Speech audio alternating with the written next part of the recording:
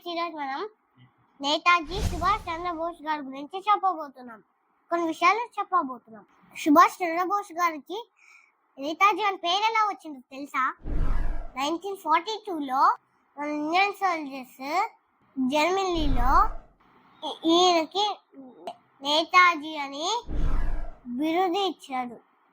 అప్పటి నుంచి మనం సుభాష్ చంద్రబోస్ గారి గురించి సుభాష్ చంద్రబోస్ అతన్ని నేతాజీ అని పిలుస్తున్నాం. మీకు విషయం తెలుసా? ఈయన ఇండియన్ నేషనల్ కాంగ్రెస్ కి 2 times ప్రెసిడెంట్ గా ఎలెక్ట్ అయ్యారు. ఆయనని బ్రిటిష్ వాళ్ళ మీద తిరుగుబాటు చేసినందుకు 11 times జైల్లో పెట్టారు.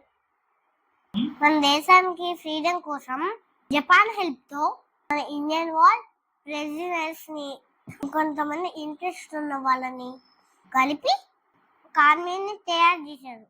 ఆర్మీ పేరే ఇండియన్ నేషనల్ ఆర్మీ. ఇదేమన్నారో తెలుసా?